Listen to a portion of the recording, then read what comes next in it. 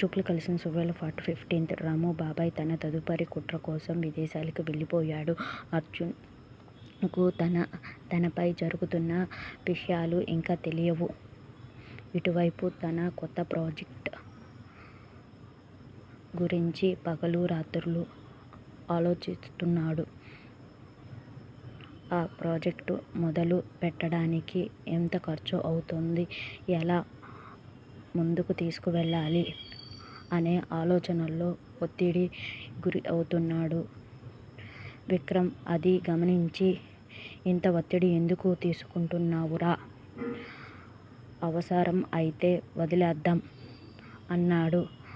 అర్జున్ మాత్రం లేదురా, ఈ ప్రాజెక్టు సక్సెస్ అయితే మనం నెంబర్ 1 స్థానానికి వెళ్తాము.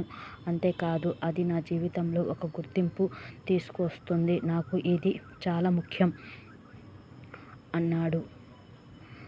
అప్పుడే విక్రమ్ కంపెనీ లెక్కల్లో వస్తున్న తేడాలను గురించి చెప్పాడు.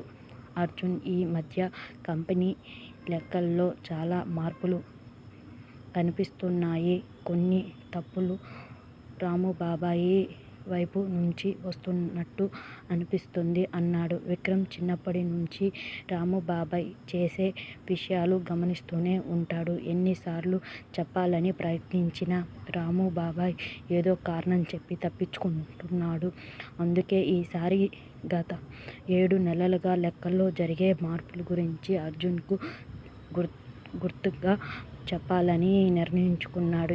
ఇటువైపు రుద్ర తన ఉద్యోగం కోసం పరీక్షలకు సిద్ధమవుతున్నాడు. పోలీసు ఉద్యోగం.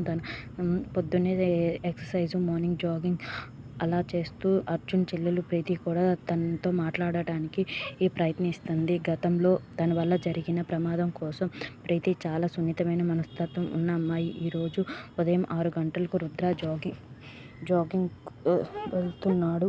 ప్రీతి అతనికి కలవడానికి అనుకుంది. హాయ్ సార్ అని చెప్పింది.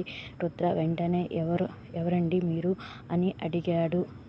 ఎందుకంటే రుద్రకు పోలీస్ తర్వాత ఎక్కువ ఎవరు ఎందుకు మాట్లాడుతున్నారు అని తెలుసుకోకుండా తొందరపడ్డాడు. ప్రీతి, నేను మిమ్మల్ని చాలా రోజుల నుంచి చూస్తున్నాను, అందుకే హాయ్ చెప్పాను సార్ అంది. రుద్ర ఆమెను చూసి ఏం మాట్లాడకుండా అక్కడి నుండి వెళ్ళిపోయాడు. ఇక ఆఫీసులో అర్జున్ పని చేస్తుంటే బిజీగా ఉన్నాడు. అప్పుడే విక్రమ్ వచ్చి, ఎప్పుడూ పని గురించే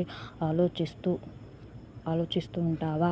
నాకు 2 రోజులు లీవ్ కావాలి, కొంచెం రిలాక్స్ అవుతాను అన్నాడు.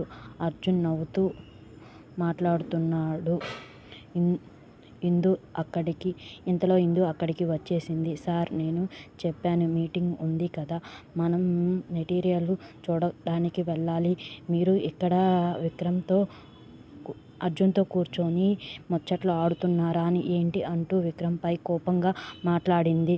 విక్రమ్ అర్జున్ వైపు చూసి, రా బాబు, ఆమెతో ఎలా మాట్లాడాలో నాకు అర్థం కావట్లేదు అన్నాడు. అర్జున్ మనసులో నవ్వుకుంటూ విక్రమ్ వైపు మరియు ఇందు వైపు ఇద్దరి గొడవను చూసి మనసులోనే నవ్వుకుంటూ ఉన్నాడు. ప్లీజ్ అండి, నా ఛానల్ సబ్స్క్రైబ్ చేసుకోండి. ఏమైనా మిస్టేక్లు వస్తే చెప్పండి ప్లీజ్ అండి. విక్రమ్, ఇందు ఇద్దరి గొడవ చూస్తూ అతనికి చాలా సంతోషంగా అనిపించింది. కానీ ఒక చిన్న ఆలోచన వచ్చింది. ఏంటి అంటే అది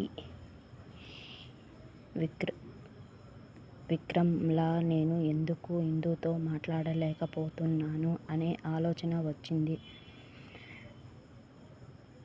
ఇందుతో ఫ్రీగా మాట్లాడటానికి కూడా నాకు ఎందుకు ఇంత ఇబ్బంది అవుతుంది అని మనసులో అనుకోకుండా ఉండలేకపోయాడు.